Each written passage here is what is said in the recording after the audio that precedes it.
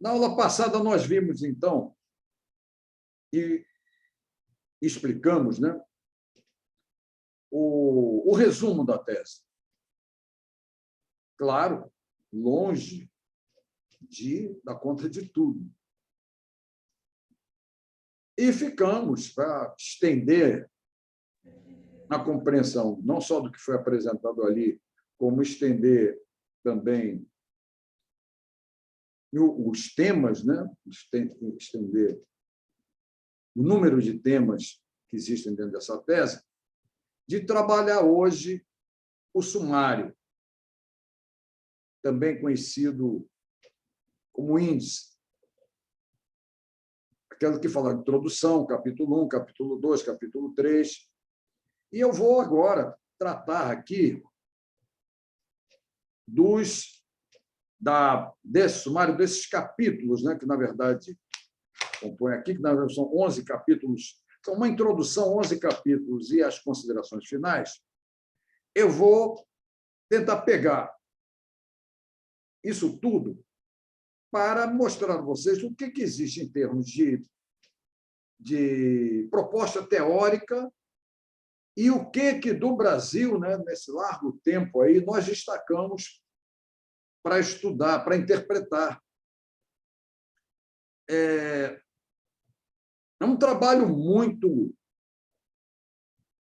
difícil por causa de muitos pontos, mas ele tem um eixo, aquele eixo que apareceu ali na aula passada, falando das relações, né? Das relações entre a vitoriosa Revolução de 30 e a não vitoriosa, mas sempre presente na política brasileira, Revolução de 32, relações, evidentemente, tensas entre elas,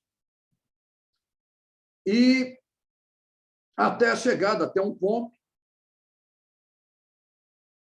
em que entrará uma contra-revolução, a qual nós damos o nome de contra-revolução tecnocrática, que está hoje aí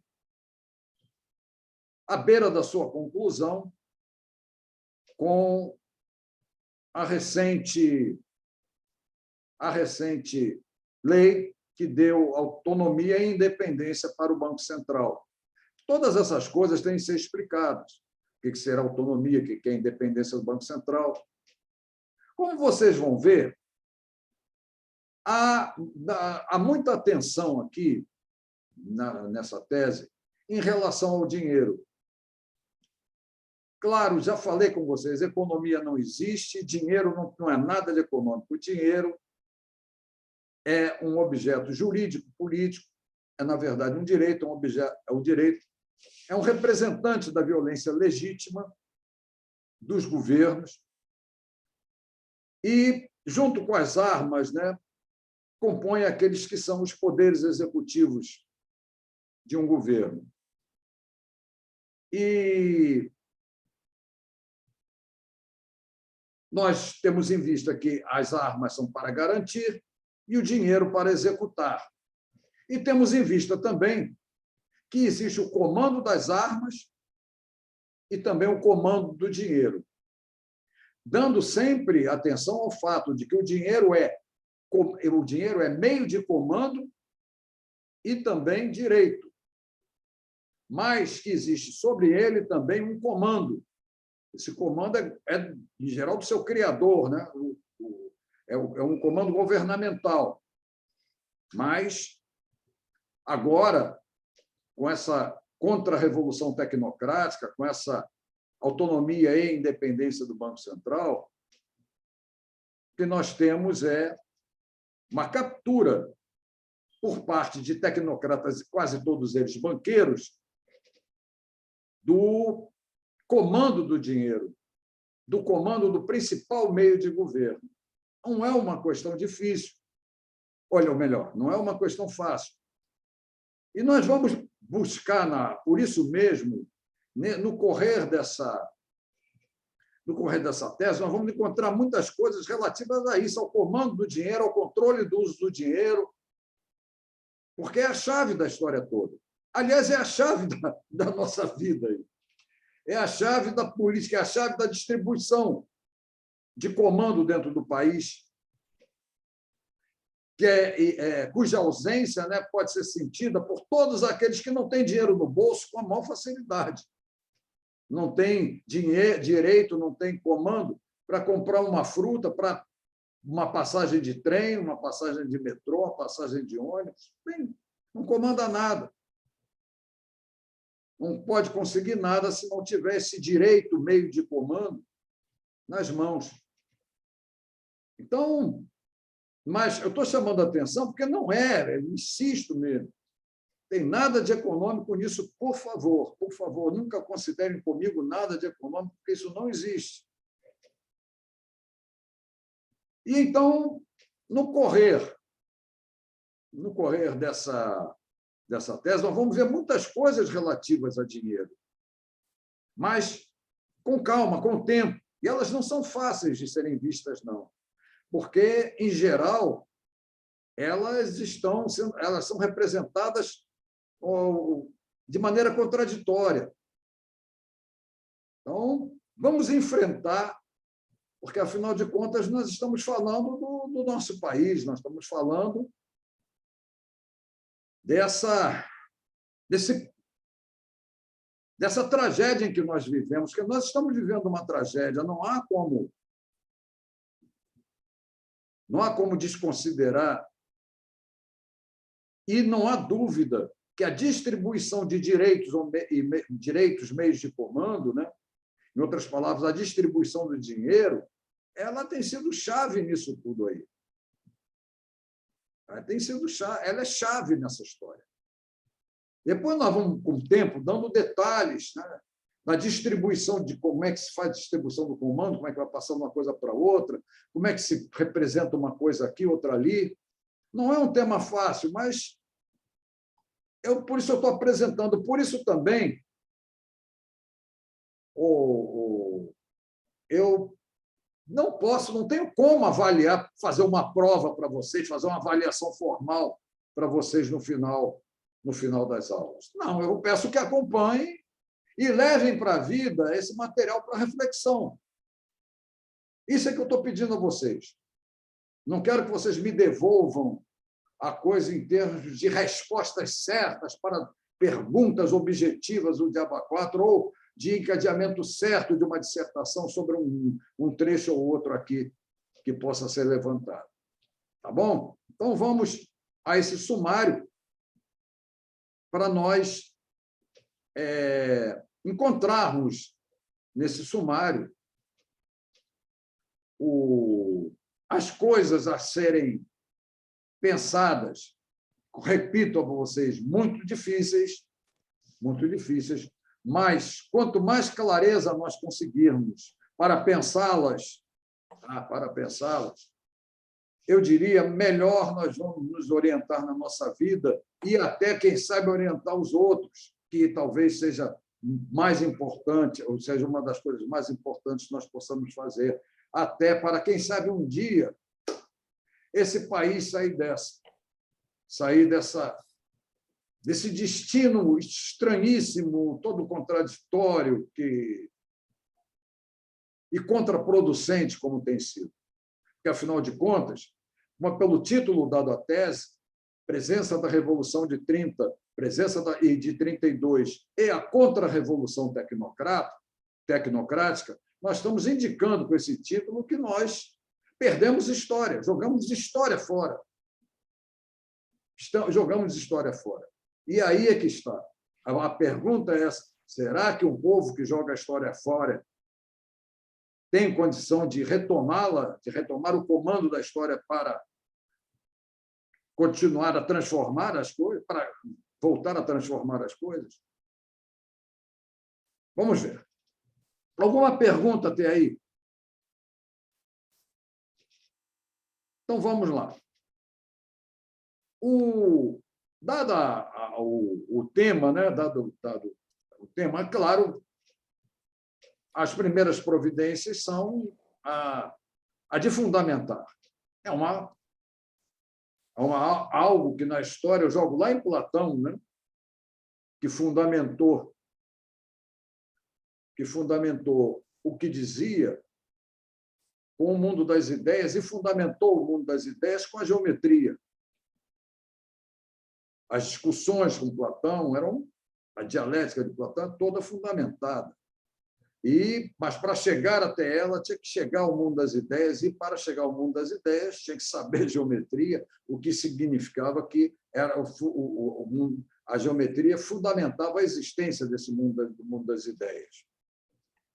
Então, isso acaba na cultura ocidental, e depois vai se espalhar, creio que, para o mundo inteiro, vem essa coisa no conhecimento, que é a fundamentação. E nós vamos começar fundamentando mesmo. E, para fundamentar, no capítulo 1, que tem o título de Fundamentos Teóricos, eu falo, então, no que seria capitalismo, o que seria mercantilismo, o que seria liberalismo. E, antes de entrar em detalhes em relação a isso, porque aqui hoje nós vamos examinar somente o sumário, eu devo dizer que capitalismo é um fenômeno monetário em que se usa dinheiro para ganhar mais dinheiro, mediado por alguma coisa. Usa-se dinheiro em algo, na expectativa de que, ao utilizar esse algo como mediação, retornará depois um volume monetário aumentado, tá? Para quem teve essa iniciativa de usar dinheiro com esse meio de, depois de relações, de outras relações, trazer de volta aquilo que foi aumentado, aquilo que foi o volume inicial de dinheiro, ou seja, um volume agora maior do que o volume inicial. Isso tem mais coisas para falar. Como já falei aqui, que dinheiro, na verdade, é um meio de comando, e que o capitalismo se marca por ser o meio de comando que se usa para a sua própria, que é usado para a sua própria acumulação. E é usado para a sua própria acumulação, mediado por diferentes objetos na história. Depois temos aqui a ideia de mercantilismo, que é uma ideia complicada, porque está muito disseminado por aí, algo que fala muito mercantilismo como intervenção do Estado na economia. A expressão, para mim, completamente errada, mas está espalhado pelo mundo. O Estado interventor intervém na economia. Não falo nisso, falo no mercantilismo como prática centralizada no governo, prática capitalista centralizada no governo num determinado momento da história. Num momento da história em que o dinheiro tinha matérias-primas específicas, que eram os chamados metais amoedáveis, especialmente ouro e prata, e, sendo escassos, levaram reinos, e muitas organizações internas desses reinos a processos de obtenção dessas matérias-primas para a fabricação do dinheiro. Então, eu não vejo o mercantilismo como um momento de intervenção do Estado na economia ou de pura e simples busca de saldo de balança comercial.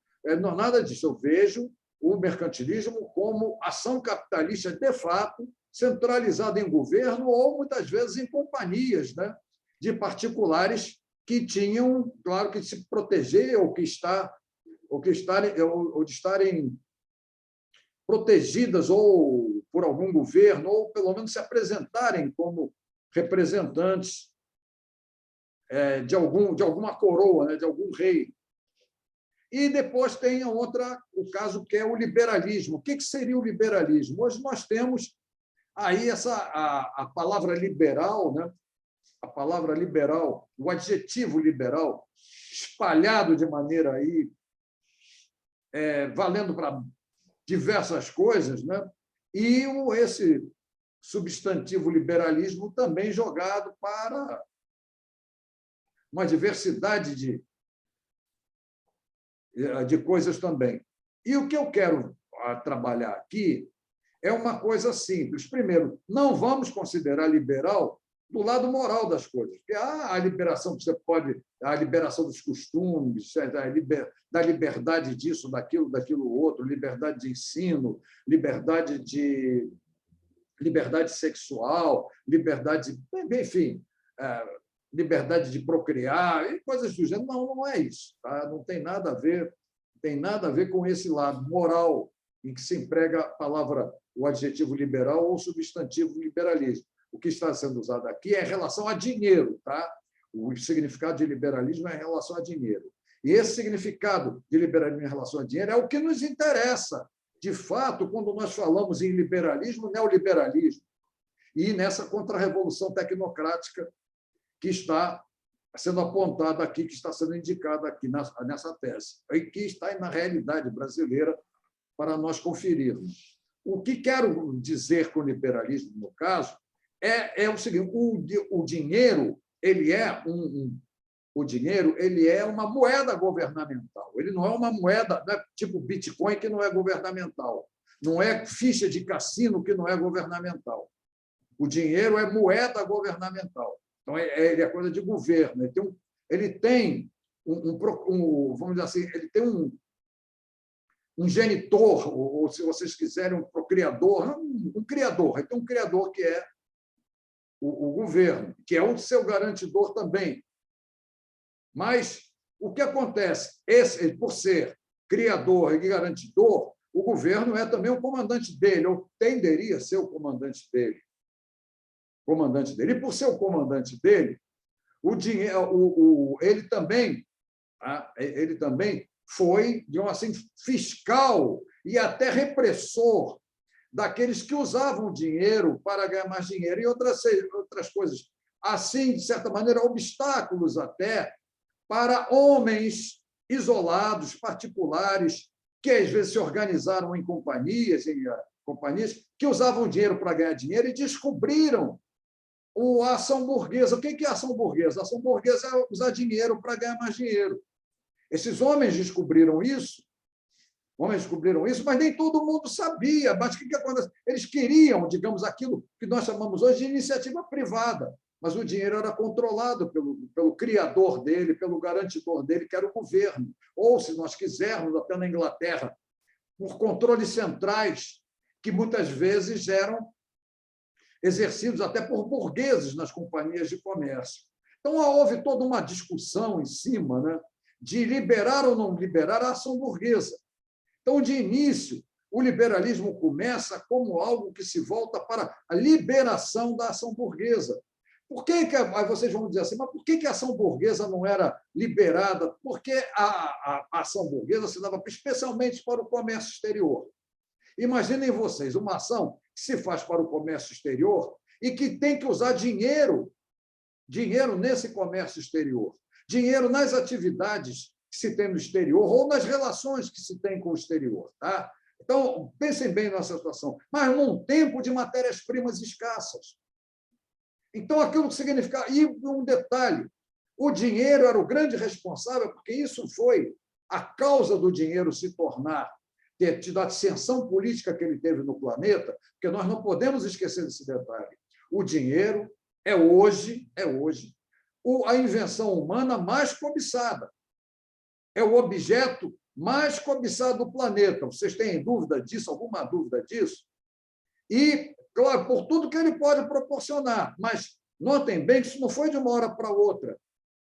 Isso deu a ele, né? Mas essa posição que deu de objeto mais cobiçado, deu também e fez do dinheiro o principal objeto político do planeta. Ele é cobiçado exatamente por isso, que ele é o principal objeto político do planeta. Embora você possa ter até bomba atômica você não vai usar. Embora possa usar para chantagear os outros, você não usa bomba atômica, joga bomba atômica mais. Você usa para chantagem. Mas o que você usa para dominar e até chantagear também é o dinheiro. É como os Estados Unidos faz com o dólar. Mas tudo isso é devido à ascensão que o dinheiro teve num belo momento da história, que veio depois das cruzadas, em que ele vinculado à violência, vinculado aos guerreiros, em que se descobre aquilo que já existia, mas ganha uma importância muito maior do que nos tempos anteriores, de que o dinheiro é vinculado à profissionalização guerreira, que é vinculado às armas de melhor qualidade, aos guerreiros de melhor qualidade. Então, é aí que ele vai começar a ser um objeto, vai começar a disparar em termos de importância política, e essa ascensão da importância política vem acompanhada também do uso não político do dinheiro, ou melhor, não político não é bem o caso, mas do uso não militar do dinheiro, né? Ele é usado especialmente em guerras, mas fora das guerras passa a ser usado também devido à influência que tem, ao fato de ser um meio de comando, de representar o chefe, né, o comandante, o imperador, ou lá quem fosse aquele que estivesse representado no dinheiro e ali e revelando, mostrando por meio do dinheiro a sua soberania. Então, o que eu quero dizer? Essa importância toda do dinheiro, não era só para aquilo que os burgueses descobriram ali, que ele era o principal meio de empreendimentos para ganhar mais dinheiro. Quer dizer, quem é que vai ganhar mais dinheiro? A terra? Eu emprego a terra, posso lá cultivar alguma coisa, colher e receber dinheiro em troca daquilo. Mas não é tão eficiente quanto os processos que começavam com o próprio dinheiro, em que você contratava trabalho para obter alguma coisa, para produzir alguma coisa, ou para conquistar alguma coisa, ou até porque na época isso era assim, final de século XVII, ou até para capturar africanos e fazê-los escravos para trabalhar nas Américas, especialmente nas Américas, e, com isso, ganhar dinheiro com a venda deles, né? Então, há várias maneiras de se empregar dinheiro para ganhar mais dinheiro, com a ação burguesa, né? Mas o problema de liberar a ação burguesa passava exatamente nisso, que a ação burguesa implicava você, digamos assim, tirar ou criar o risco de depois de um reino qualquer ficar sem as matérias-primas do dinheiro. Então, era uma coisa que tinha que ser controlada também, não podia ser solta assim na mão do burguês, que, de repente, os burgueses saem com todo o dinheiro aqui, como é que fica? Como é que fica a segurança? Coisas desse tipo que faziam ou fizeram, né, com que, especialmente na Inglaterra e na França, houvesse muito cuidado com os empreendimentos burgueses voltados para o exterior, e, com isso mesmo, uma vigilância muito grande e também ligada a essa vigilância, a tributação. Porque, se a ação burguesa se dá para o exterior, usando metais amoedáveis, ela pode voltar também trazendo mais metais amoedáveis, e aí também é importante, nesse caso, a tributação. Pegar e, jogar impostos em cima daquilo ali para a coroa, né, ter lá as suas reservas monetárias para as suas aventuras políticas, né? Bom, então, o que eu quero falar aí é que eu tenho de início uma luta burguesa para a liberação, porque era para começar, para a liberação do uso do dinheiro para ganhar mais dinheiro. E isso é uma coisa que, de algum modo, ainda presente nos dias de hoje. Tá? De algum modo, isso ainda está presente nos dias de hoje. Mas não vamos complicar as coisas com isso. Vamos considerar que esse é um primeiro momento, tá? Esse é um primeiro momento que a ação burguesa está... E até o que fazem os burgueses nisso tudo em um belo momento? Eles adotam uma teoria feita contra o dinheiro ser. Olha bem, de repente aparece uma teoria que foi construída contra o comando monetário da produção e a finalidade monetária da produção. Essa teoria contra a realidade que era de o dinheiro ser o comandante da produção, ou comandasse produção por meio de dinheiro, e usasse produção para ganhar mais dinheiro, ou seja, contra si a própria ação burguesa, de repente houve uma teoria construída contra isso, fazendo do dinheiro, em tese, uma coisa que ele não era na realidade, ele seria meio de trocas. O que é isso aí? Isso é a economia. Isso é a economia, ela foi criada assim contra o dinheiro. E os burgueses, então, o que fizeram? Adotaram a economia como argumento contra os governos, contra a intervenção governamental, e criaram, e espalharam, acabaram deixando espalhar pelo mundo essa ideia de que existe economia. Porque vem daí isso. Os burgueses acabam se valendo dessa teoria feita contra o dinheiro para liberar o uso burguês do dinheiro. É uma contradição. Isso bota uma complicação muito grande para a nossa leitura da história, não só a do Brasil, a do mundo inteiro. Mas essa é uma primeira fase do liberalismo, tá? Uma primeira fase em que que os burgueses querem liberar e usam essa ideia de sistema de mercado como argumento, embora contraditório com o que eles queriam, com o que os burgueses queriam, para ter a liberação das suas atividades, né? Desse uso do dinheiro para ganhar mais dinheiro. Mais adiante, com isso consolidado, passou-se a usar aquilo que então é um momento muito caracterizado por uma palavra de ordem que vai se espalhar pelo século XIX na Europa, né? Especialmente na Europa, que é uma palavra, o laissez-faire, né? Uma palavra de ordem, laissez-faire, laissez-nous-faire, laissez-passer. Isso quer dizer, nos dá liberdade. É o que teria sido respondido por um burguês quando perguntado, já que eles cuidavam de dinheiro e conseguiam metais amoedáveis, os governos perguntavam em que nós podemos ajudar. Não pode ajudar em nada, nos deixa livre. Deixem-nos livre, né? Nos deixem fazer as coisas, que aí dá tudo certo. Ou seja, essa palavra laissez-faire vem para significar isso, deixar o burguês livre para usar dinheiro para ganhar mais dinheiro. Mas depois veio a ideia, né? Claro, porque os governos eles têm três fontes de dinheiro. A primeira é a emissão do próprio dinheiro. A segunda vem por meio de impostos. E a terceira, por meio de empréstimos. O que acontece?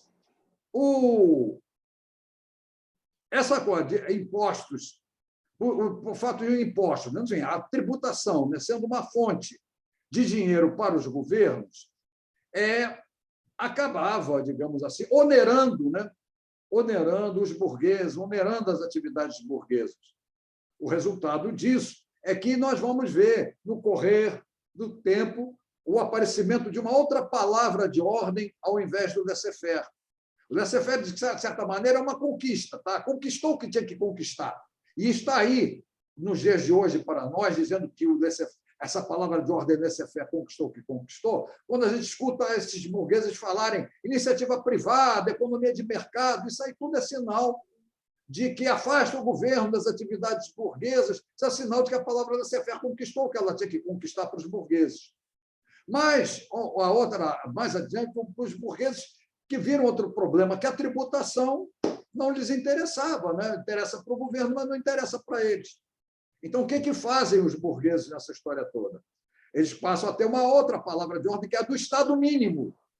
Esse Estado mínimo é um Estado que fala para nós o quê? Menos gastos com educação, menos gastos com saúde, menos gastos com transporte público, menos gastos com previdência, com seguridade, né? Essa coisa toda que nós estamos cansados de ouvir aí, mas que significaria uma segunda etapa do liberalismo. É o burguês fugindo dos impostos, não querendo impostos. E chega-se hoje numa terceira fase, em que o burguês olha e diz assim, inventa para cima dos governos, se você emitir, você vai inflacionar. Então, não deve emitir para não inflacionar. Se você cobrar impostos, você vai prejudicar a iniciativa privada, e a iniciativa privada não vai produzir empregos. Então, o que vai acontecer? O governo, você não deve emitir, porque pode inflacionar, não deve cobrar impostos que prejudica a iniciativa privada, você vai pedir emprestado, você vai conseguir empréstimo com os bancos, e aí está a arapuca, está a armadilha, que, no final, aqui no Brasil, está dando esse resultado aí, que é essa contra-revolução tecnocrática, com autonomia e independência do Banco Central. Isso eu diria que é uma terceira fase do liberalismo. A primeira fase nós chamamos de liberalismo, a segunda nós chamamos de neoliberalismo, e essa fase final, essa fase atual, que chamam de financiarização da economia, que é um termo que eu não adoto, que é a financiarização do capitalismo, ou o crescimento cada vez mais proporcional, o crescimento proporcional em termos de ações capitalistas como um todo, do uso de meios financeiros para a atividade capitalista, nós chamamos isso de financiarização do capitalismo. Não é pouca coisa, a dificuldade está aí, mas vamos enfrentando. De qualquer maneira, quando falo liberalismo, nós já estamos pensando nessas três fases. A fase do laissez-faire, que eu indiquei em detalhes o que seria, a fase do Estado mínimo também, que dei pequenos detalhes do que seria, e agora essa terceira fase, que é a que entra no que temos agora esse capitalismo financeiro, que é onde o governo vai para os empréstimos. Está dando para segurar, porque eu sei que a coisa está pesada. Mas, pelo menos, se estiver clara, vamos tocando. Tá? Não tenta, vamos dizer assim, decorar agora, reter agora. Vão ouvindo, e o problema é ter clareza de que as coisas estão fazendo sentido. É isso que é a intenção aqui. Depois, reflexões, perguntas e tudo para dominar o tema. Muito bem. Então, essas três coisas aqui, nós vamos ligar agora a outras duas coisas que vão ser consideradas, que são administração fazendária e socialismo. Por que eu estou trabalhando nisso aqui? Porque, quando eu vejo uma sociedade que eu chamo de uma sociedade capitalista, eu vejo que predomina nessa sociedade capitalista as ações capitalistas, né? Mas que ela é feita por uma minoria. Ela é feita por minoria. Não é a sociedade inteira que pratica o capitalismo, usar dinheiro para ganhar mais dinheiro. Não é a sociedade inteira que faz isso, especialmente contratando trabalho assalariado. Não é a sociedade inteira que faz isso, é uma minoria. Então, a pergunta que nós fazemos é o seguinte: e o resto da sociedade? Vive do quê? Não tendo atividade capitalista. O resto da sociedade cuida das suas necessidades básicas. Tá? Necessidades básicas. Quando essas necessidades básicas são consideradas, digamos assim, de caráter coletivo, e que têm que ser, digamos assim, executadas, controladas por meio de dinheiro, nós podemos dizer que essa sociedade em que predomina a atividade capitalista, ou seja, a atividade que usa dinheiro para ganhar mais dinheiro, ela tem outras atividades que são feitas por meio de dinheiro e que dizem respeito ao que nós podemos chamar de administração fazendária. A administração fazendária é aquela administração que é feita para atendimento das necessidades básicas e que ou pode até ser feita sem dinheiro, dependendo do que for, e que não dão atividades que não dão lucro, em que eu uso o dinheiro com gastos e que aquelas coisas não dão lucro. Então, quero considerar exatamente isso, que um governo tem, além de ele poder ter, digamos assim, uma atividade capitalista governamental mesmo, além de ter os burgueses que têm lá as atividades capitalistas dele, o governo tem uma administração fazendária. Essa administração fazendária é aquela administração em que ele usa dinheiro, nota bem de caráter, que ele usa dinheiro gastando mesmo, que não tem retorno para ele. Quer dinheiro com educação, quer dinheiro com saúde, quer dinheiro com seguridade na previdência. Essas coisas assim, enfim, e outras necessidades básicas, né? Necessidade de abastecimento de água, uma série outra de coisas que que pode ser até de caráter capitalista, pode ser também de caráter fazendário. Isso depende muito da história do momento para nós falarmos disso. Mas a própria justiça, né? A própria administração governamental da justiça, do poder judiciário, com toda certeza, a justiça é uma administração de caráter fazendário. Eu acho que não, você gasta dinheiro aí com juízes, desembargadores, ministros de tribunais e com digamos assim, com os diversos poderes judiciários aí espalhados, estaduais e federais. Nós estamos tendo ali o quê? Uma parte da administração fazendária, parte de gastos, com justiça. Aliás, é uma coisa que está lá no Adam Smith, no livro 5. Né? Mas o que interessa para nós é o seguinte: o que predomina, ou seja, o que tem, digamos assim, predomínio dentro da sociedade, para dizer que ela está crescendo, para dizer que ela está evoluindo, é a atividade capitalista, que é feita por poucos. Tá? Não é a maioria da sociedade que faz. E o governo faz a administração fazendária. E todos nós aqui fazemos, não sendo burgueses, claro, não somos, nós temos a nossa administração fazendária, né? Aquela que nós usamos dinheiro para as nossas necessidades básicas. É isso que eu quero falar, mas nos termos que eu estou dizendo aqui, eu estou dizendo quando essas coisas que não dão lucro, né, que só dão gasto, elas são públicas, né, são de caráter coletivo. Né? Ou seja, os gastos são para a coletividade.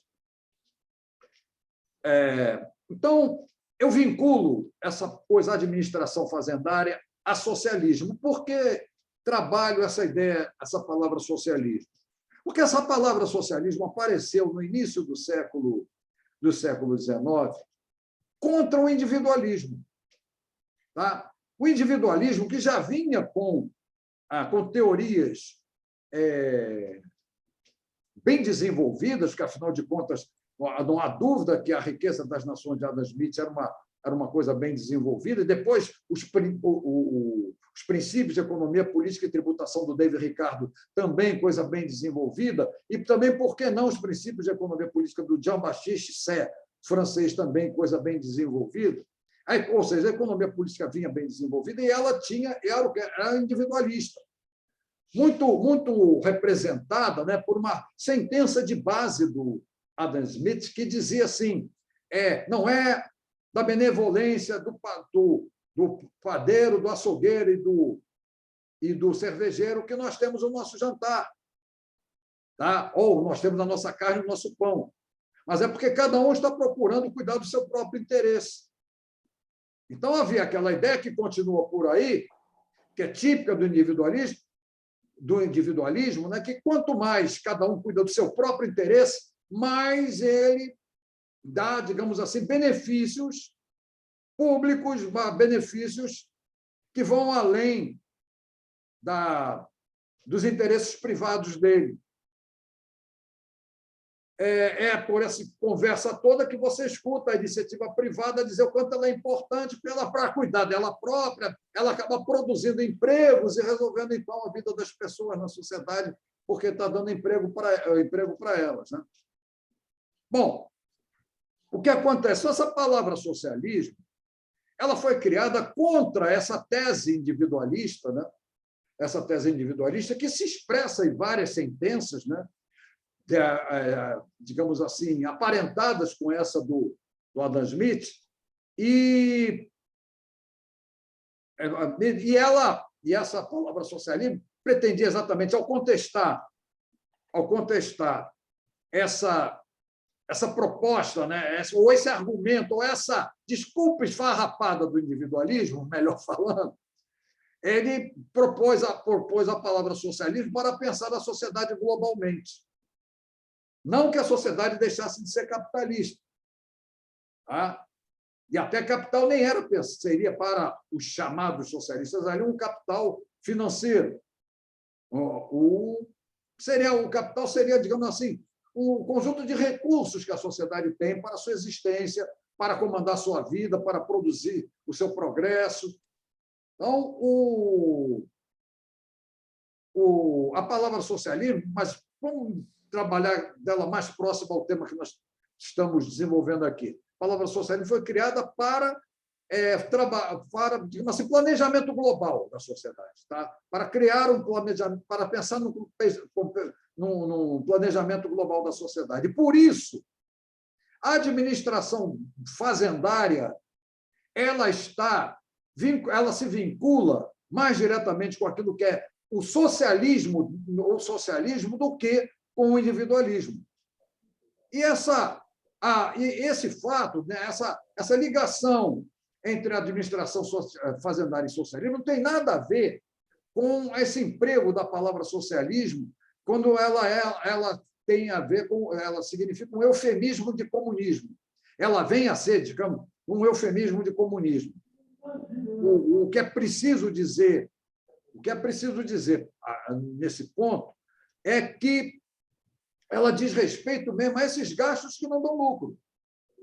Há um capitalismo que tem que gastar, com a sociedade em coisas que não dão lucro. Seria como se pensasse o seguinte, vamos usar o capitalismo para a sociedade, não a sociedade para o capitalismo. Ou seja, o capitalismo é praticado naquela coisa, dá progresso, dá lucro lá para o burguês, lucro até para o governo e tal, mas, ao lado disso, tem que pensar na administração fazendária, e ela ganha até uma relevância muito grande, coisa que com o capitalismo individualista não tem. Cada um que cuide do seu, cada um que cuide do seu plano de saúde, cada um que cuide da sua previdência privada, como nós estamos vendo por aí chegar. Né? Esse capitalismo que não se quer socialista, né? Um capitalismo que se quer sem gastos fazendários de governo e que cada um individualmente procure, digamos assim, uma empresa qualquer que faça de um serviço desses que não seria para um governo lucrativo, um meio também de atividade burguesa, como esses planos de saúde fazem. Né? Então, por que houve aí ter microfone aberto? Então, vamos ver o seguinte, essa palavra administração fazendária não vincula ao socialismo exatamente por isso, porque é algo, por exemplo, aqui no Brasil, eu não tenho medo de dizer que socialismo aqui pode ser usado, e isso é o significado que nós estamos dando aqui como uma alternativa administrativa do capitalismo, em que se dá prioridade até para a parte de administração fazendária, para a qualidade de vida da população como um todo, tá? E, é claro, nesse ponto, não deixando as atividades capitalistas interferirem ou levarem, digamos assim, problemas que comprometam a qualidade de vida do povo ou do povo que vive, digamos assim, na administração monetária para as coisas de caráter fazendário, para as coisas que não dão lucro. Bom, não dão lucro quando são do governo, né? Mas como agora com empresas privadas aí, já inventaram muitos serviços que são meios também de atividade capitalista. Né? Já citei, né? Estou só repetindo esses planos de saúde que tem por aí, previdência privada, uma série de coisas assim, que vão, é claro, mais para o lado do capitalismo do que da administração fazendária propriamente dita, né? Embora seja para aqueles que cuidam disso ou que procuram esse tipo de serviço e pagam por esse serviço, estejam fazendo não um investimento capitalista, não um investimento burguês individual, está fazendo ali, na verdade, gastos com aquilo que seria da administração da sua vida, da qualidade de vida, em respeito, ou seja, está usando dinheiro em coisas de saúde, num plano de saúde, coisa que não ele está para cuidar da sua saúde, e isso não dá lucro para ele, evidentemente. Só que ele não tem de graça do governo, então ele vai procurar num plano de saúde em que alguém está fazendo ali, usando a saúde como meio para um investimento capitalista. Bom, então essas duas coisas são tomadas aqui e são importantes para nós examinarmos, porque nós vamos ver principalmente a Revolução de 30, sendo, na verdade, do lado da administração fazendária e sendo de caráter socialista, socialista nesse sentido que eu estou dizendo para vocês, de administração, de alternativa administrativa do capitalismo contra a prática individualista do capitalismo. Tá? É isso que precisa estar bem claro. Eu estou trabalhando a Revolução de 30, vou repetir, estou trabalhando aqui a Revolução de 30 como algo que traz para o Brasil governos, será uma sucessão, e foi uma sucessão de governos, e nós quisermos dizer isso rende até a Constituição de 88, antes que a Constituição de 88 recebesse as emendas que recebeu para mudar o seu espírito, o que nós tivemos no Brasil foi predominantemente um espírito socialista na sua administração. E porque, claro, vocês não têm dúvida, vocês acham que quando surgiu o quê? Justiça do Trabalho, CLT, salário mínimo, todas essas coisas são providências de caráter socialista. Mas notem bem, a palavra socialismo aqui não está significando absolutamente, repito, eufemismo de comunismo, nada revolucionário. Está significando um capitalismo um capitalismo que volta-se para a sociedade porque a prioridade passa a ser a administração fazendária. E ele é, digamos, como que uma coisa que vem ao lado da prioridade de administração fazendária do país e pode trazer até consigo o desenvolvimento comandado pelo governo. Seja como for, uma coisa que fique bem claro para nós. Nós vamos vincular o espírito da Revolução de 32 mais ao caráter não fazendário da administração, mas ao desenvolvimento. Vamos vincular 30 ao desenvolvimento, mais ao caráter de administração fazendária. Seria como eu dissesse o seguinte, olha, são duas revoluções que querem individualismo, querem desenvolvimento industrial. Ótimo. Mas uma traz com ela um espírito socialista, a outra não, traz consigo um espírito individualista. Tá? Todas as duas estão pensando. Por que o desenvolvimento? O desenvolvimento industrial ele traz o que consigo? Uma das coisas prioritárias para a ação capitalista, a ação de usar dinheiro para ganhar dinheiro. Ou seja, no caso aí, usar dinheiro para ganhar dinheiro com produção industrial, com o progresso técnico que vai para a produção industrial, ou que está sempre presente no decorrer, né, da produção industrial. Então, são esses os fundamentos teóricos que, na verdade, marcam para nós uma proposta de leitura do Brasil, tá? uma proposta de interpretação do Brasil. Fique bem claro isso. Eu não estou procurando aqui decompor o Brasil em partes para fazer análise dele. Eu estou querendo trabalhar a coisa em termos de interpretação do que terá significado a Revolução de 30, o que terá significado a Revolução de 32, por que os confrontos entre os sucessores, né, políticos dessas duas revoluções e o que elas duas tiveram a ver com a prática do capitalismo no Brasil, com a prática do capitalismo, que eu digo a vocês aqui no Brasil, considerado o que foi dito na aula anterior, que é a prática que tem uma presença muito forte do governo, porque isso é uma prática com industrialização, porque o principal meio da prática capitalista, ou seja, dele principal meio de usar dinheiro para ganhar mais dinheiro, terá sido o desenvolvimento, a industrialização, né? E com isso também a vinculação da industrialização a uma intenção de desenvolvimento tecnológico do país e também de intenção de desenvolvimento bélico. Alguém quer fazer alguma pergunta dentro das coisas que foram vistas até agora ou não? Tá? Então, é nessa hora que nós pegamos mais uma outra coisa, que é o capítulo 2, que fala a transição incruenta, início e suspensão. Por que eu estou me referindo? Porque dentro do título já está contida lá que há uma contra-revolução tecnocrática. O problema é exatamente considerar quando é que ela começa. Quando é que eu começo, em outras palavras, a perder a influência da Revolução de 30 e, naquilo ali, aos poucos, a Revolução de 30 não só dá lugar à Revolução de 32, mas como a própria Revolução de 32, na sua presença dentro do Brasil, perder o seu espírito desenvolvimentista para o espírito tecnocrata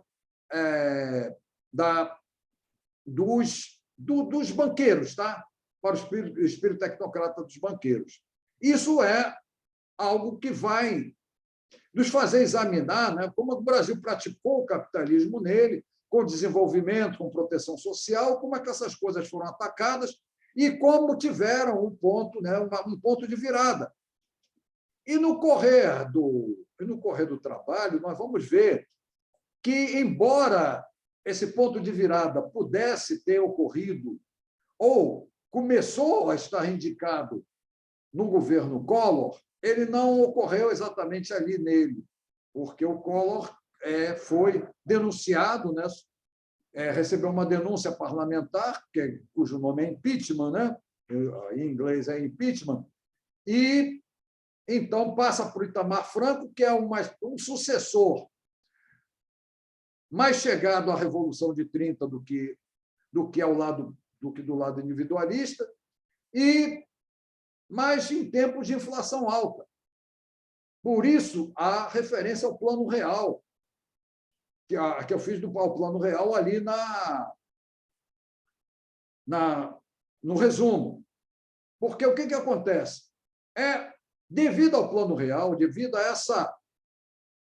a superação de uma inflação recordista no Brasil, que chegou a 2.400 e tanto por cento ao ano, devido exatamente a isso, nós tivemos uma instabilidade monetária que acabou, digamos assim, que foi acabada por ele dando ao Plano Real e aqueles que estavam no comando, né, daquelas providências, uma condição moral de intervenção na política brasileira, e notem bem, uma intervenção que não foi por meio exatamente de mandatos, mas por meio de uma assessoria de mandatos, tanto de mandatos presidenciais quanto de mandatos de deputados. Falando de uma outra forma, o que nós encontramos com o Plano Real o fim daquela inflação alta e, ao mesmo tempo, uma política monetária nova que se tornou prioridade. E, quando se fala em política monetária, nós estamos falando em política de fato, em política relativa a poderes executivos e a distribuição de poderes executivos. Então, o que foi visto ali é que o Brasil, ao resolver o problema daquela inflação recordista, ele acabou também, digamos, submetido a políticas tecnocráticas, a políticas de administração monetária, que começaram progressivamente a contrariar a história que o Brasil tinha tido até ali. E que a Constituição de 88 estava mantendo, né, era a política em que se priorizava desenvolvimento com proteção social. Isso vai começar a ser quebrado. E os discursos do Fernando Henrique, tanto o discurso dele, quando ele, de despedida do Senado, ele foi eleito, né, em 94, vai, claro, renunciar ao mandato de deputado para assumir o de presidente, ele faz, no discurso de despedida do Senado, toda toda uma indicação da transição que ele, digamos assim, representaria, né? O que a presidência dele representaria.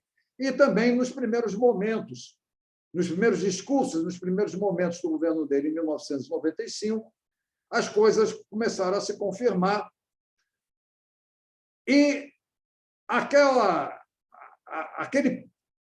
aquele discurso do Senado e aqueles primeiros meses de governo ficaram muito representados por uma expressão que ele usou ali, sabe, que foi a Era Vargas, mas mais do que falar, referir-se à Era Vargas, foi a dizer que era o fim da Era Vargas, que é uma das coisas que nós vamos precisar examinar aqui com mais cuidado e separado. Mas quem está falando fim da Era Vargas, se nós olharmos, não é fim da Era Vargas, realmente é fim da Revolução de 30. Né? O que ele está propondo ali é o fim da Revolução de 30, é o fim do espírito da Revolução de 30, cuja última grande realização do espírito da Revolução de 30 foi a Constituição de 88. Então, é a partir dali, desse discurso do Fernando Henrique, que vai começar a transição. Vai começar a transição essa, no entanto, que passa por uma interrupção, mas notem bem, mas não por um retrocesso. Essa transição vai para uma interrupção, mas não entra em retrocesso, durante os governos do PT. É algo que, vamos dizer assim, nós não podemos dizer absolutamente que os governos do PT pegaram, embora eles tivessem favorecido muito, né, porque estava a coisa toda lançada aí, digamos assim, a parte tivessem favorecido muitos tecnocratas, tivessem favorecido muitos bancos e tivessem, né, digamos, de alguma maneira, deixado rolar sem providências a desindustrialização do país, embora isso não se pode dizer que houve uma continuação explícita ou muito mais pronunciada ou intencional mesmo daquela transição rumo ao 32 degenerado, vamos dizer assim, que começou com o Fernando Henrique.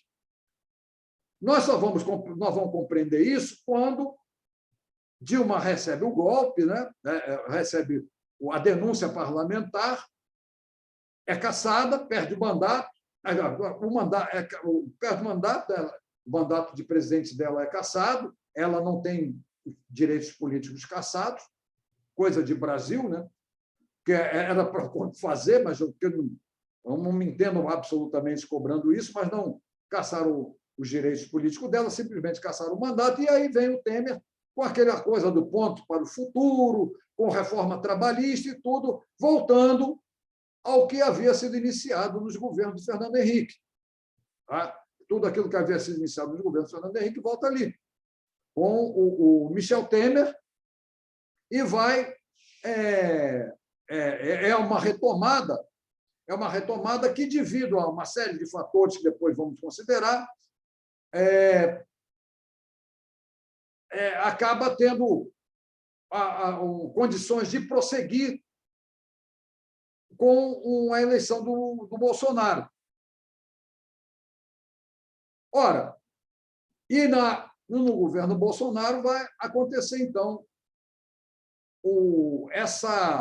esse momento, né? Além de várias privatizações que já vinham lá do tempo do Fernando Henrique, no governo que vão continuar voltar com o Temer e que com o Bolsonaro vão prosseguir, nós vamos ter esse ponto culminante até o momento, pode vir mais coisas aí nesse sentido, que é a autonomia e a independência do Banco Central. Então, esse capítulo 2, ele fala de transição incruenta, início e suspensão, quer dizer, início no governo de Fernando Henrique, uma suspensão nos governos do PT, mas sem retrocesso, e apontando para nós uma série de coisas próprias da política brasileira que têm de ser consideradas nesse processo todo, entre as quais as que vão ser trabalhadas no capítulo 3, que tem como título As oligarquias e as instituições políticas brasileiras, coisa que merece um capítulo à parte, e teve um capítulo à parte com 3 itens, em que nós falamos das relações das oligarquias com o liberalismo, das oligarquias com as formas de governo e do dinheiro e a Constituição de 1891, que é um ponto-chave nessa história toda. Ponto-chave nessa história toda, mas vamos ter que esperar o momento certo de chegar nesse ponto. Depois vem o capítulo 4, em que se dá atenção a um dos pontos cruciais disso tudo, que é o da industrialização. Até porque a industrialização ela foi uma das maiores motivações, ou melhor, talvez se fosse a maior motivação da Revolução de 30 e da Revolução de 32 também. Porque, afinal de contas, aqueles que lideraram em 32 São Paulo na Revolução de 32 tinham estado com a Revolução de 30 contra oligarquias rurais de São Paulo, mas que depois voltam para São Paulo porque não conseguem a autonomia pretendida e em São Paulo vão se insurgir, né? Vão se levantar contra. E ali é uma disputa de comando dentro do Brasil, depois de falar nela, do comando do capitalismo no Brasil, comando que os homens da Revolução de 30 conseguem manter com eles e os industriais de São Paulo não conseguem conquistar. Mas é complicado. Mas vamos levando isso na medida do possível, trabalhando clareza em coisas tão complicadas como são essas. Mas, quando falo no imperativo da industrialização, porque a industrialização foi tão importante que a Constituição de 67, que foi a Constituição da ditadura, feita inicialmente pela ditadura militar, ela criou uma obrigação do governo federal, mais precisamente da presidência, de ter um plano de desenvolvimento. Nota bem, isso virou instituição. Ter plano de desenvolvimento virou instituição, não coisa entregue para a iniciativa privada, para quem quiser e a hora que quiser, não. É uma coisa instituída e que vai continuar na emenda de 69, né? E nós vamos prestar atenção nisso, será uma das coisas mais combatidas pelos tecnocratas, essa ideia de planejamento por parte dos governos. Até tecnocratas que vão trabalhar com a ditadura, mas vão trabalhar contra a própria existência de um ministério de planejamento na ditadura e também contra, na ditadura, né, aos planos nacionais de desenvolvimento. O primeiro, o segundo e o terceiro, né, que foram 3 PNDs, sendo que 2 postos em execução e o terceiro mal saiu do papel, porque já pegou um momento de crise. Crise essa que vem de 1979 em diante. Mas, voltando, o imperativo da privatização, da industrialização, que tem 3 itens para falar sobre isso. Primeiro, industrialização e política. Depois, o primeiro item. Outro, desenvolvimento e liberalismo. E o terceiro item, que é primeiros efeitos de uma conquista ideológica, que é algo referente à economia ter entrado nos currículos, ou melhor, ter sido fundadas faculdades de economia no Brasil e currículos feitos por homens ligados ao liberalismo, currículos nacionais para essas faculdades. É o que eu chamo aqui de conquista ideológica, porque essa conquista ideológica se faz por meio da criação de cursos de graduação em economia e, consequentemente, na formação de quadros essas que não são outra coisa senão os economistas, né? Não é uma questão fácil de ser tragado, engolido, aceita, se mexendo aí com um vespeiro danado. Mas vamos lá, mas a conquista ideológica é essa. É a presença dessa disciplina na qual o Getúlio Vargas não acreditava, que vai, pouco a pouco, formar quadros e vai tomar conta e vai tomar conta da política brasileira, porque está tomando conta da política brasileira agora aí, com a independência e a autonomia do Banco Central. Não é? Bom, depois, capítulo 5, né, falar das tensões existentes entre os sucessores da Revolução de 30 e de 32. O capítulo 5 tem o nome de A Guerra Fria entre 30 e 32, com os itens chamados definição e confirmação de 30 pela política incruenta, B, do golpe de 37, as raízes em 45 do golpe de 64, o antigetulismo, o item C, o implacável antigetulismo, que cria-se uma baita resistência antigetulista dentro do Brasil, com um partido especialmente representando, melhor do que tudo, esse antigetulismo, que foi a UDN, e um dos líderes dele, o Carlos Lacerda, como o principal líder antigetulista até 64. E o item D, que seria do impasse ao golpe que encerrou a Guerra Fria, quer dizer, os problemas internos políticos que vão levar ao golpe de 64. Depois, o capítulo 6 fala de democratura e ditadura para fazer referência ao período da ditadura militar anterior ao AI-5, que foi decretado em 13 de dezembro de 1968, e a palavra ditadura para a ditadura militar de fato, enquanto existiu o AI-5 até 1979. Depois, capítulo 7, crise capitalista e transição, que é uma coisa delicada que nós temos que falar, que ela vem por uma razão muito sutil, porque o Brasil fez o crescimento dele com endividamento, mas fez o endividamento em moeda alheia e com o problema dele não ter autossuficiência energética, mais especialmente não ter produção de petróleo suficiente para, digamos assim, trabalhar tudo que nessa sociedade dependia da energia vinda do petróleo, dos derivados do petróleo, evidente. Então, nós temos que considerar a existência de uma oposição clandestina, né, que foi o que ocorreu de resistência à ditadura militar. Depois ver algo que é completamente desprezado pelos historiadores, que você pega livros aí sobre a República Brasileira do período de tudo, que é o Paulo Maluf.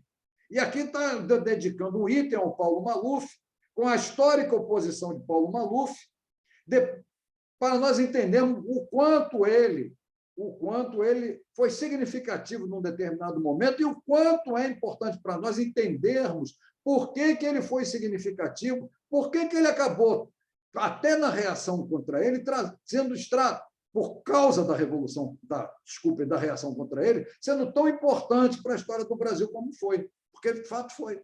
Mas nós vamos ver isso depois. Mas no Brasil é tal coisa, você não gosta do sujeito, mesmo que ele não tenha conseguido os principais objetivos políticos que ele pretendeu, você, digamos, exclui ele da história, não considera ele na história.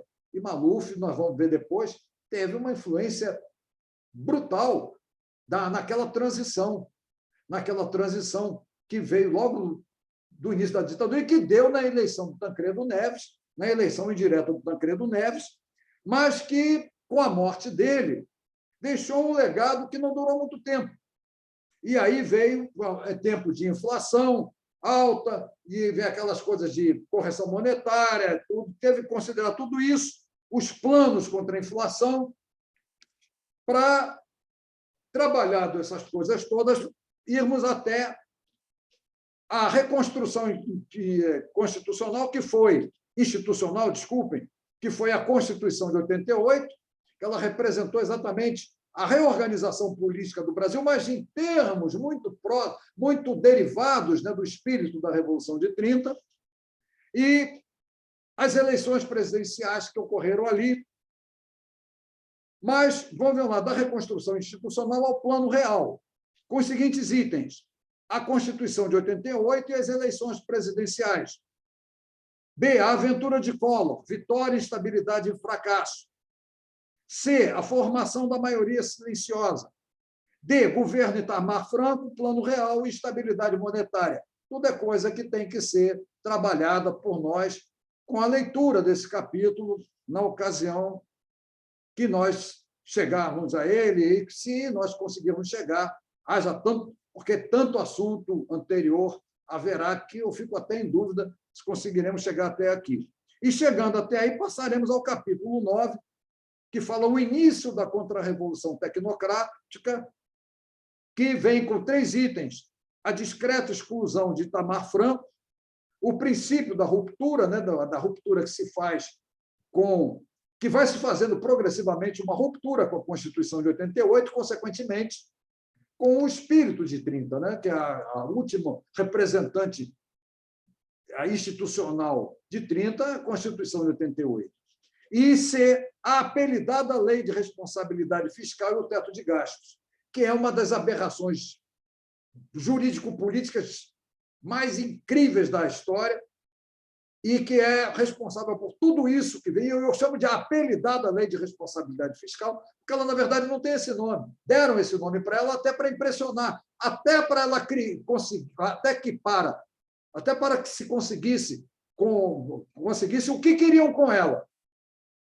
É uma história macabra, é um negócio macabro, mas nós vivemos disso. E o teto de gastos, que vem lá com o seu Michel Temer, quando já vencido o período de transição, voltou-se ao período da transição que tinha sido interrompida pelos governos do PT. E o capítulo 10, então, o objeto da contra-revolução tecnocrática, aí nós vamos conversar sobre dinheiro, mais uma vez sobre dinheiro, que é o objeto da ambição tecnocrática, as alternâncias na governança da moeda brasileira, que é importantíssimo para nós considerarmos, que vem lá da Constituição de 1891, depois tem os decretos do Getúlio em 1933, depois vem o Plano Real, vem a fundação do Banco Central, e o item C diz fatores necessários, crises e a conjugação tecnocrática, e D, o limiar reacionário do capitalismo brasileiro. É quando o capitalismo brasileiro vai, digamos assim, perder o seu espírito desenvolvimentista para dar margem a esse capitalismo financeiro que o leva à desindustrialização. E, finalmente, capítulo 11, com o título de O Ocaso Revolucionário, em que nós temos 2 itens apenas: a desindustrialização, comentando causas e consequências, e B, o capitalismo em si mesmo, que é quando que esse capitalismo em si mesmo é a referência que se faz ao capitalismo financeiro.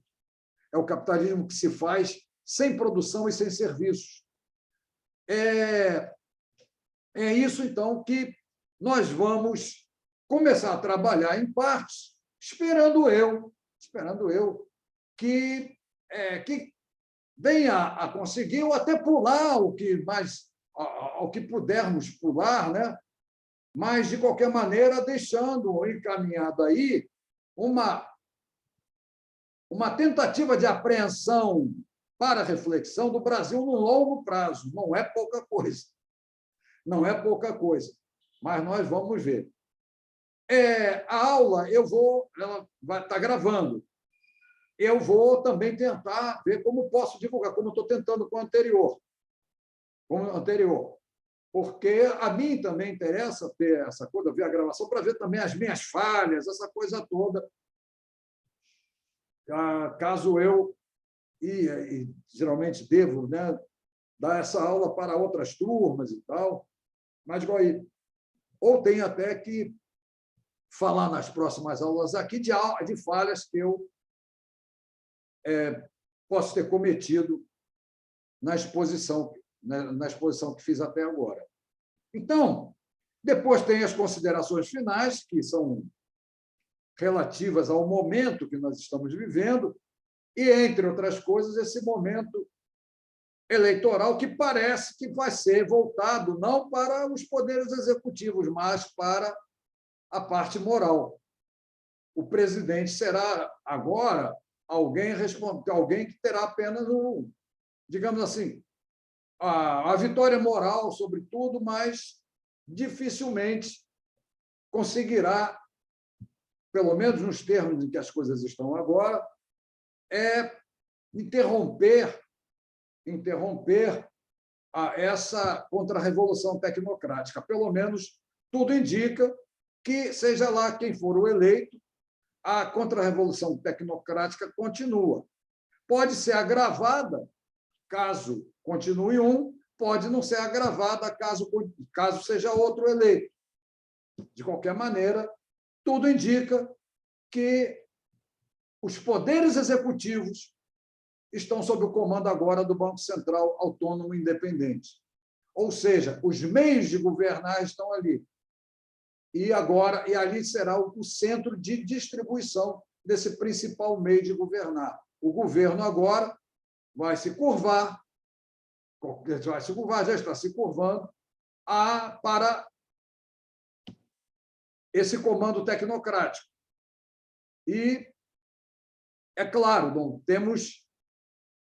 temos muito a esperar disso, a não ser a incrível, né? A incrível, digamos assim, insegurança que o país passa e um incrível sucateamento da história, a incrível perda da história do Brasil que está contida nisso tudo. De todo esse passado que falei para vocês, de industrialização, de desenvolvimento e outras coisas, de proteção social. É algo considerável de fato, mas o grande problema, vocês vão perguntar como sair disso, primeiro tomando consciência de que isso está acontecendo. Vocês vão me perguntar, tem consciência de que isso está acontecendo? Não tem, não tem. Não há candidato à presidência da República que tenha consciência de que isso esteja acontecendo. Sabe de muitas coisas que acontecem, a corrupção dali, quem está roubando não sei aonde, o que desenvolve, o que desnacionalizou e tal, o que entregaram de graça para estrangeiros, essa coisa, sabem muitos detalhes. Mas pensar essas coisas em termos históricos, e quando eu digo pensar em termos históricos, pensa-se em termos de transformação, não pensam. E, por isso mesmo, não pensam em termos também de governos que possam trazer historicidade, que possam ter historicidade. E quando eu digo governo que possa ter historicidade, é governo que possa trazer transformação. Tá? Transformação. É por isso que eu questiono, mas deixo a discussão em aberto, aquele período que eu chamei de suspensão dessa transição, que foi o período do PT. Porque tudo indica para mim, até hoje, que foi um período em que foi suspensa provisoriamente uma transição, essa transição rumo, não essa transição da contra-revolução tecnocrática, mas não a fez retroceder em nada.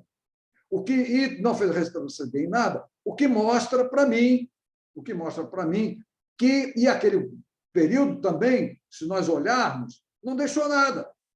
Deixou saudade. Saudade é pouco. Bom, eu quero ver deixar a CLT, quero ver deixar a Petrobras, quero ver deixar a Eletrobras. Isso é legado. Agora, aqueles governos, melhor que tenham aproveitado o boom das commodities, né, e distribuído direitos, meios de comando pelo país, porque muitas empresas prosperaram ali e tudo, aquilo não teve. Quando eu digo que não tem historicidade, que aquilo não tem permanência, não teve sequer um poder de transformação dentro da sociedade brasileira. Mas isso é uma coisa que eu estou botando para ser discutida, deixo em aberto. Vamos adiante. E, nas próximas aulas, podemos ver esse e outros assuntos. Mas vocês estão vendo, o Brasil é muita coisa, não é pouca, e haja condição de estudar e ter consciência disso tudo. Eu vou interromper a gravação agora, mas deixo a coisa em aberto para vocês fazerem perguntas aqui do lado, tá bom?